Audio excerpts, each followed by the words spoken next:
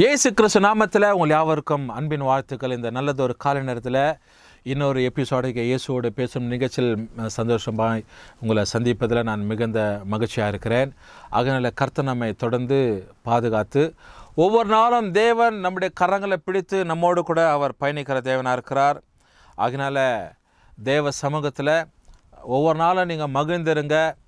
ஆசீர்வாதங்கள் நன்மைகள் உங்கள் வாழ்க்கையில் நிரம்பி இருக்கட்டும். மனதார இந்த காரணத்தில் வாழ்த்துகிறேன். இயேசு கிறிஸ்து இந்த உலகத்தில் வாழும்போது அநேக இடங்களில் ஆண்டவர் ஜனங்களுக்கு வார்த்தையை கொண்டு வந்தார். பரலோகத்தின் காரியங்களை குறித்து சொன்னார்.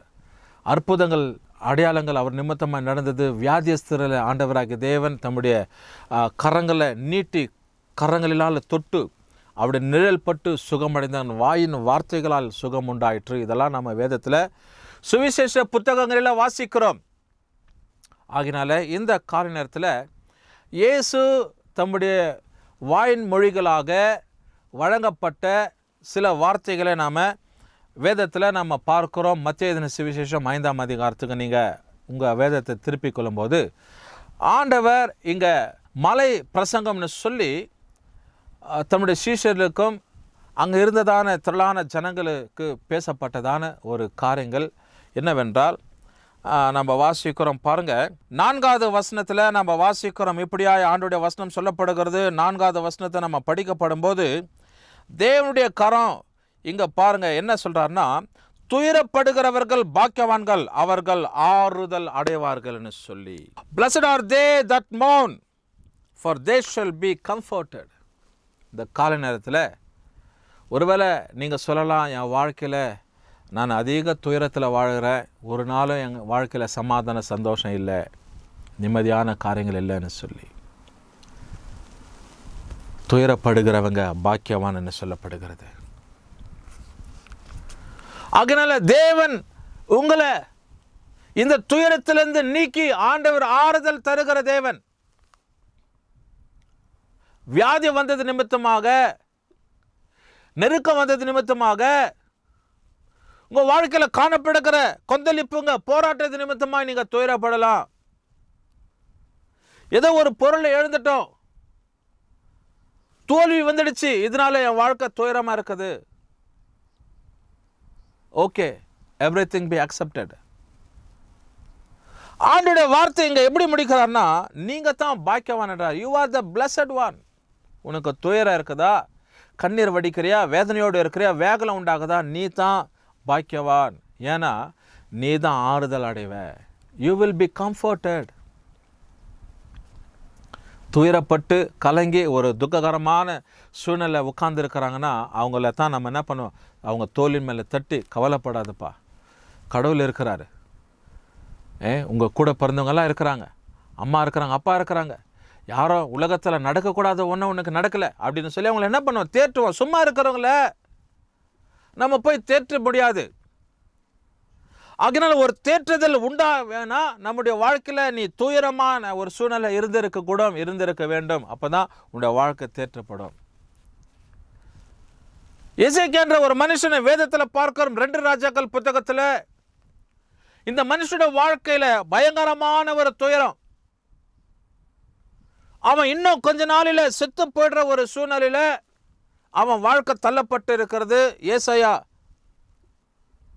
தீர்க்கதரிசி போய் அவனுக்கு மரண செய்தியை கொண்டு வருகிறார். ஒரு தீர்க்கதரிசி வருவார்னா நல்ல செய்தியை தான் கொண்டு வருவாங்க.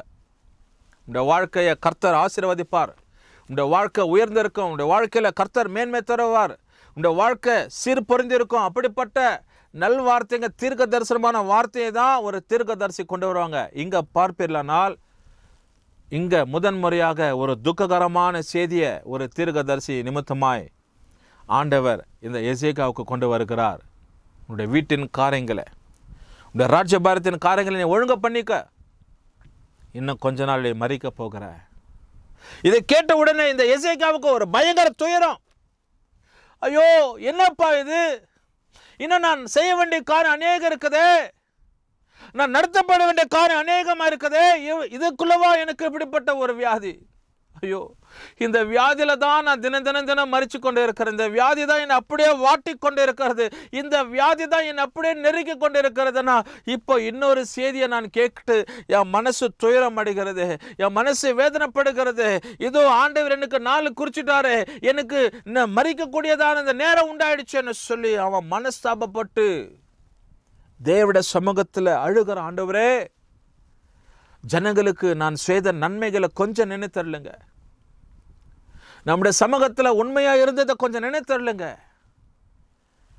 தேவன் பாருங்க இம்மிடியேட்டா ஒரு கம்ஃபர்ட் அனுப்புறாரு. தேவன் அவனுக்கு ஆண்டவர் பாருங்க ஒரு ஆறுதல் அனுப்புகிறார். என்னன்னா, மறுபடியுமாய் முற்றற்ற விட்டு தாண்டி வருவதற்குள்ளாக இந்த இடத்துல ஆண்டவராகிய தேவன் இந்த எசேக்கியாவை மறுபடியுமாய் தேற்றும்படிக்கு இந்த ஏசாயாவை அனுப்புறாரு.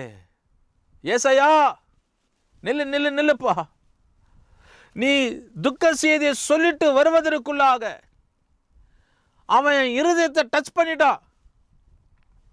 அவன் செய்ததான ஜனங்களுக்கு தொண்டு நான் நினைச்சு பார்க்கிறேன், எனக்கு முன்பதாக உத்தமமா இருந்ததை நான் நினைச்சு பார்க்கிறேன். அதனால மறுபடியும் நீ போய் சொல்லு, அவனுடைய வாழ்க்கையில 15 வருஷம் நான் கூட்டி கொடுக்குறேன்னு சொல்லு. ஒருவேளை உன்னுடைய வாழ்க்கையில எனக்கு அருமையான தேவஜன் இந்த வசனத்தை கவனித்து கொண்டு உங்கள் வாழ்க்கை துயரப்படுகிறீங்களா, ஆறுதல் இல்லாமல் இருக்கிறீங்களா? ஆண்டவர் ஒரு துயரத்தை உங்கள் வாழ்க்கையில் அனுமதிக்கிறார்னா there should be a reason to you.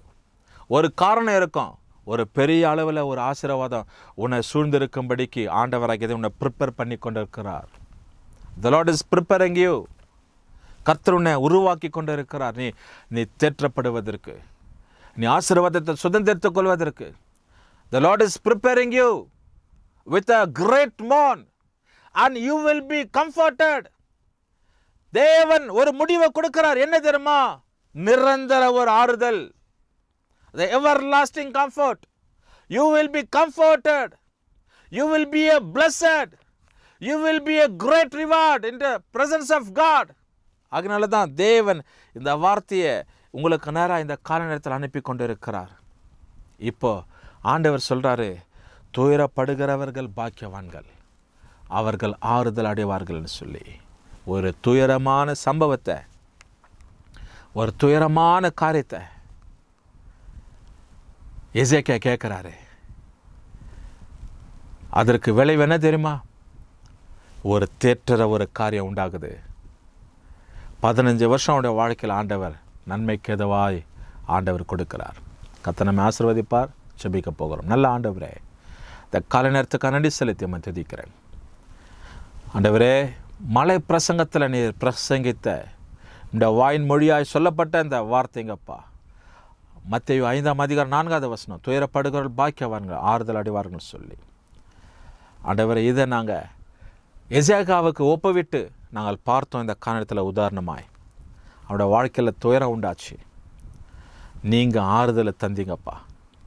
அப்படி போல் இந்த வசனத்தை கவனிக்கிற, இந்த இயேசுவோடு பேசும் நிகழ்ச்சியை பார்க்கிற பிள்ளைங்க வாழ்க்கையில் துயரமாக இருப்பார்களானால் ஆறுதல் பெற்றுக்கொள்ள கர்த்தர் உதவி செய்யுங்க. இயேசு கிறிஸ்து நாமத்தில் ஜெபிக்கிறோம் நல்ல பிதாவே, ஆமென். கர்த்தர் நம்மை ஆசீர்வதிப்பார்.